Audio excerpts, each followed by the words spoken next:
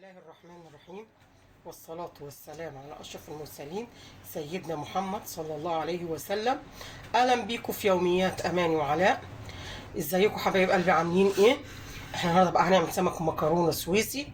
شوفوا شكلها جميل ازاي، وحاطه لها ميه انا غسلتها لسه نقعاها في ملح وليمون ومنضفاها طبعا، وهبقى اوريها لكم وانا بتبلها. ماشي، التتبيله بتاعتنا معايا توم وفلفل، فلفل احمر وفلفل تاني برضو، يعني فلفل اخضر واحمر وطماطمايه. كل ده هنضربه في الخلاط. ده فلفل بارد. ماشي، كل ده هنضربه في الخلاط ونرجع نوريكم تاني اكون غسلت السمك وضربت التتبيله. ادي السمك غسلته، بصوا شكله من جوه، شايفين الشكل؟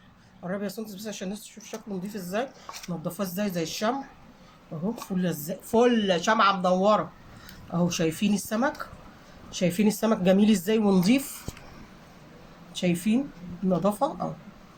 بملح، انا بالسمك بحط له ملح وليمون في التنظيف. هنا بقى هحط بقى ايه، شويه كمون. السمك طبعا بيحب الايه، الكمون، وبحط كزبره،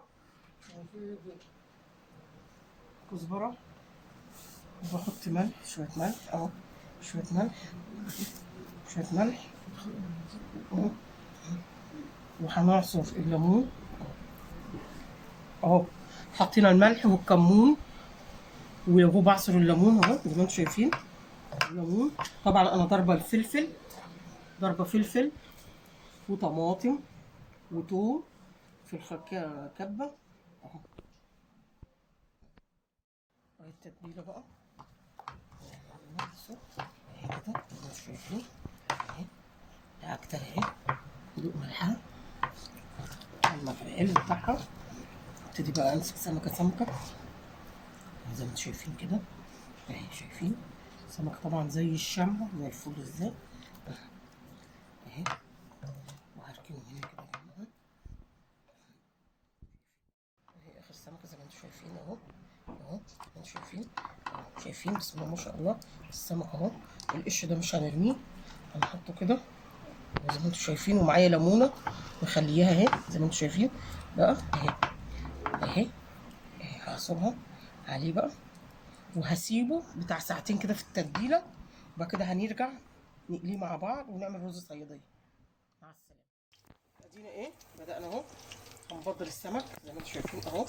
شايفين السمك والزيت، الزيت اهو سخن في الطاسه اهو زي ما انتم شايفين اهو. زي ما انتم شايفين اهو السمك بنبدره كويس اهو. شايفين السمكه بدرناها. التركه بتاعتنا عندي ميه، هنزل بالسمكه بتاعتي كده اهو زي ما انتم شايفين اهو زي ما انتم شايفين. وهروح نازله فيها في الزيت اهو سخن. شايفين اهو. نعمل واحده تاني اهو زي ما انتم شايفين. نبدر السمك بتاعنا كويس جدا اهو. ومتبلينه انا سبته جاني مشوار وسبته بقاله ساعتين ونص. شايفين اهو. هنزل بالسمكه اهو. شوفوا كده زي ما انتم شايفين في الميه اهو. واحده تاني اخر واحده، وبعد كده لما اخلص خالص هاخد تقديم هوريكم. شايفين ادي كل تريكاتي في السمك، سواء بقى المقلي بولتي اي سمك مقلي بتعملي نفس الحركه دي. شايفين اهو. بنزل بالسمكه بتاعتي اهي بس الميه واطلع كده اهي زي ما انتم شايفين. طبعا هتعملي بولتي اي نوع سمك هتقليه هتعمليه بنفس الطريقه، ولما اخلص قليته هوريكم شكله ازاي. ادينا اهو خلصنا قليت السمك المكرونه المقليه جميله بقى، مش عايزه اقول لكم حكايه. ومعانا الرز الصياديه، وعملنا شويه سلطه دقوس. الاكل بقى الحر بيبقى عايز اكل كده ايه حلو كده عايزين نتمنى منكم اللايك والشير والاشتراك في القناه عشان يوصلكم كل جديد. مع الف سلامه.